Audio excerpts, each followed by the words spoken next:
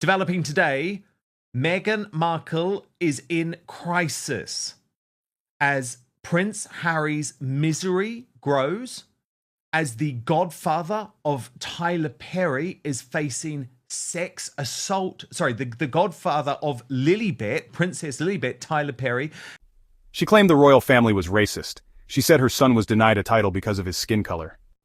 But now critics are calling out Meghan Markle, accusing her of twisting the truth for sympathy and headlines. The identity she weaponized is now being picked apart, and what's coming out has left people furious. Is facing sex assault allegations, and as People magazine, her #1 supporter in the American media brutally turns on Meghan despite years of trying to bring them on side to back Catherine, the Princess of Wales, with this fascinating cover, Kate's Summer of Strength. There are some major shifts coming, People reports, as Princess Kate privately rebuilds after a year of cancer treatment. She's stepping out with a new purpose and the poise of a queen in waiting. As Stephanie Sidley on X posted, plates breaking, and I would be adding plates breaking in Montecito. My superstar panel are with me now. Royal YouTuber Steph the Alter Nerd and conservative commentator and social media sensation Based and Bougie. So, Steph, this has been one of the worst weeks for Meghan Markle in a long time because we've got all of these crises going on. We've got People magazine turning, and then the interview that she conducted with Emma Grede, which was just awful, by the way, but this was meant to be the big set piece to launch her new product, and it has been a disaster. Look at this from Princess Carparkle. Those dislikes really climbing, and the comment section is hilarious. It's had 88,000 views. I mean, my analysis of the interview, I think, has had over 200,000 views. But the most critical thing, Steph, here, 4,439 likes, but 11,000 dislikes. So what's going on for Meghan Markle? She sacked her whole PR team, but it all just seems to be getting worse yet again. Yeah, so she sacked her PR team because if the rumours are to be believed, they're running out of money. So they don't have enough money anymore to actually pay everyone that's on the payroll. So they've had to let them go. They're trying to spin it as, oh, we're restructuring, we're taking a new approach based on the apparent success of the birth porn video, this, that, and the other.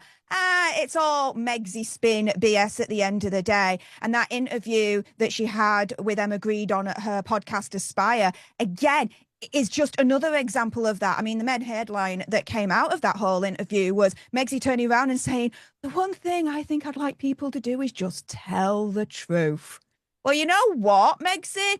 She needs to look in the mirror and tell that to herself, because I'm sure the Markle family would love it if Megsy would finally actually tell the truth about them. I think the royal family would love it if Megsy actually finally told the truth about them. In the same breath, it would expose Megsy, of course, as being the evil what's-it that she really is, as far as I'm concerned. But yeah, this is just the continuation of the downfall of Hazza and Megsy, and we're seeing it in real time. It's a slow car crash situation, but hey, Megsy just can't help herself. During that infamous Oprah interview, Meghan Markle said a royal had concerns about her baby's skin color. That comment sent shockwaves across the globe and painted the monarchy as deeply racist.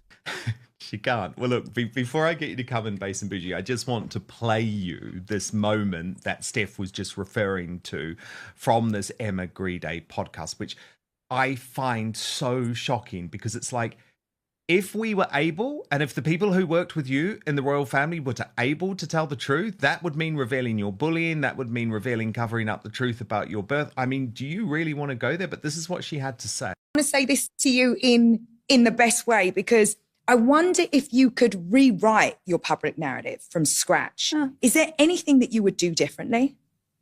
Yes, I would ask people to tell the truth. You're very measured about it. I mean, I feel like, I don't know, I'm such a hothead. Are you? What's your sign? I'm a Libra. But I know, and it's Libras. like, I don't know.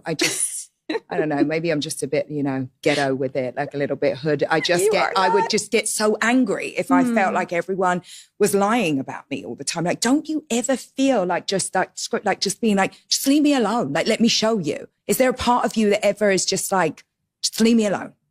Peaks and valleys. Peaks and valleys. No, I mean, like, very elegant. But it's true. Of course, I've gone through those chapters and you do a lot of work. You do a lot of self-work and go, what's the why? It's happening for a reason. And my dear friend Serena, who I'm sure you know. I love Serena. She's like my girl crush. Talk about successful entrepreneur, by the way. Oh, yeah. Yeah. She's doing so well. She said to me, killing. I mean, she's literally, it's amazing that she can have like that type of career and then this type of business. Based and Bougie, what's your take on this? The minute I hear people speaking about star signs, I immediately just tune off because I just that was such a diversionary technique, wasn't it? It's like, I don't want to talk about this. So what's your sign? Who gives a damn? It's just like that Hollywood, very fake conversation. Oh, my star sign, are you a Libra? Oh my gosh, this is why I do this, because then they just blame everything on their star signs. Second of all, notice how she asked her, what would you do differently? And she said, I would get everyone to tell the truth. No, he said, what would you do differently? As in the question was directed at you. And what does she continue to do? She answers the question by blaming everyone else. Meghan Markle is fake. And speaking of telling the truth, when is she finally going to tell the truth that she is not black? As a black woman, I am offended that this person is cosplaying a black person. You are not black, Meghan Markle. Please tell the truth about that. It's so interesting, Based and Bougie, because in this podcast, she actually yet again tries to go down this narrative that she lost out on parts because of the fact that she had a black mother. And it's like utter bullshit. Her CV listed herself as Caucasian, and she even admitted that, and this was in the early days after she left the royal family, she admitted that she'd never experienced racism whatsoever until she joined the British royal family, she claimed. Well, we know she also didn't suffer any racism in there either. So it feels pretty appalling now that she is trying to rewrite history. Actually, I would argue lie, because she's so desperate to create a victim mentality and say, oh, well, I wasn't getting parts because I was black. It's like, you were listed on your CV as Caucasian. You were being brought up by your white dad. Tell the truth, Meghan. Since we're talking about telling the truth, please tell the truth about your upbringing. Because if you are mixed or black, why did you have Caucasian on your CV? This woman lies too much that she can't even keep up with her lies anymore. It's absolutely insane. Like, Meghan Markle, she's a joke. And this is why her and Harry's support is declining, because people are putting two and two together and saying, hold on, you said you was Caucasian and now you're saying you're not getting parts. Second of all, how are you not getting parts in Hollywood? Hollywood is like DEI central. All they're trying to do is cast black people, cast black women. So surely you should be getting parts. But the reason why you wasn't getting parts is because maybe you wasn't that talented as an actor. And that's why you had to do what you had to do by trying to burn the royal family down for some attention, because your acting career wasn't going that well. So since we're talking about telling the truth, tell the truth about the fact that you was not getting any acting opportunities, not because you was black. I mean, she hardly even looks black, but because you wasn't that great of an actor. Oh my God, you are so right. You are so right. I mean, Steph, why does she keep thinking that we're stupid and that she can tell the Netflix documentary that she suffered no racism before she entered the royal family, but then tell this podcast this week that actually she missed out on loads of jobs because she was black? Because she can't let go of the victim narrative, which is apparently because HG Tudor, who's a YouTuber here on this platform, he's taught me quite a lot behind the scenes about narcissism and, you know, how it could be attributed to Megxi. And he turned around and he told me something that completely just revolutionized the way I think about Megxi, which is this. Megxi relies on being the victim because that suits her alleged narcissistic tendencies. She has to be the victim. People have to feel sorry for her so she can then snare them in and be able to manipulate them to her way of thinking. That's why she's doing it each and every year, because her narcissism gives her this kind of narrow-based view that she can't see anything else but her being a victim. She can't rationalize on anything else other than her being a victim, and that's that. But critics, including black commentators, academics, and former supporters, are now saying that story doesn't add up. And more importantly, was it ever even true? Online and across media panels, people are asking, how can someone who's identified as white in Hollywood for years suddenly become a victim of black discrimination when it suits the narrative? There's a huge amount of crisis this week, though, Steph, engulfing her, because it's not just the failure of this podcast. It's also the fact that People magazine has now shifted its allegiance from her to Catherine. That is going to be devastating. Prince Harry is completely unhappy at the moment. He just looks totally miserable. She's forced him into pimping out the children. What do you think is her strategy here? Her strategy here, I think, is one or two things. Firstly, to merch out the children in the future. And we're seeing that, as far as I'm concerned, happen in real time.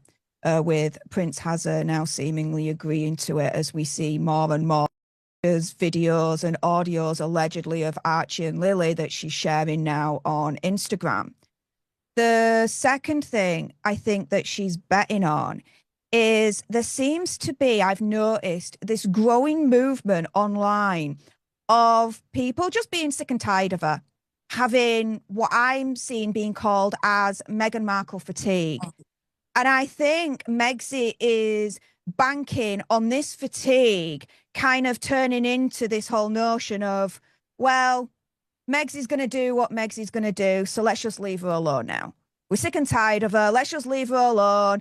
Let her be in the corner, do what she's doing with her fake as ever brand, this, that, and the other, and leave her to it without, criticizing her, this, that, and the other. And if it gets to that point, then she's got a chance to then manipulate the situation without, any criticism being aimed at her at all, to try and be popular again. The issue with that, of course, is that then she allows these lies to get picked up, because there are still people like this Emma Grede woman who are prepared to sit there and just go along with her lies. I would argue that potentially, Steph, though, the sex assault allegations versus Tyler Perry are the most difficult for her to deal with, because in the past, and I don't agree with this approach, by the way, I absolutely believe in innocent until proven guilty, but in the past, she has had a zero tolerance approach. So you remember Jessica Mulrooney, literally her best friend, was caught up in some sort of totally innocuous, rubbish Black Lives Matter scandal, sort of claiming that she'd been rude to a black person and that made her racist. And Meghan literally threw the woman under the bus, even though her daughter Ivy was in her bridesmaid. Was one of her bridal party. Was one of her little flower girls there alongside Charlotte, Princess Charlotte. So this is really difficult for Meghan on a whole load of levels. And then some of the allegations contained in this TMZ article are particularly difficult too. So Queer Lips of Truth pointed one out, where TMZ reported the most aggressive incident allegedly went down in June 2021, again at Tyler's Atlanta home. Dixon, this is the accuser, was staying in the guest house and wearing only his underwear when he says Tyler came in to give him a goodnight hug. He alleges Tyler yanked down his underwear, groped his butt, and said, "Relax and just let it happen," and assured him it wasn't going to hurt. Dixon says he manages to rebuff this advance by changing the subject. Well, as Queer Lips of Truth says, I wonder if Tyler Perry and Prince Harry have had similar encounters, because, Steph, as far as I'm aware, Tyler Perry's never come out as gay, and these allegations, I've gone through them all. I've read all of the text messages. This is not looking good for him. No, it's not looking good for him. However, I'll always maintain innocent until proven guilty. Absolutely. When it comes to cases like this. What's really interesting for me is Megsy and the Emma Grede interview, when she mentions Tyler Perry, but she doesn't. So, for example, she was happy to name drop Serena Williams in the Emma Grede podcast interview, but not Tyler Perry. She's name dropped Tyler Perry a ton in the past, but recently She's not doing so anymore. So part of the interview that she had with Katie Lee on Confessions of a Female Founder, she turns around to Katie Lee and she explains how her family had just moved to California and that they were staying at Tyler Perry's house. But instead of saying, we were staying at Tyler Perry's house and this is how I met you, Katie Lee, she said, we were staying in our friend's home. So Tyler Perry has now been demoted to just being our friend. To me, it's giving me shades of what you referenced earlier on. You know, she dropped her BFF, Jessica Mulroney, over false allegations of racism during the height of the Black Lives Matter movement. And it looks like she's done this again, but now to Tyler Perry.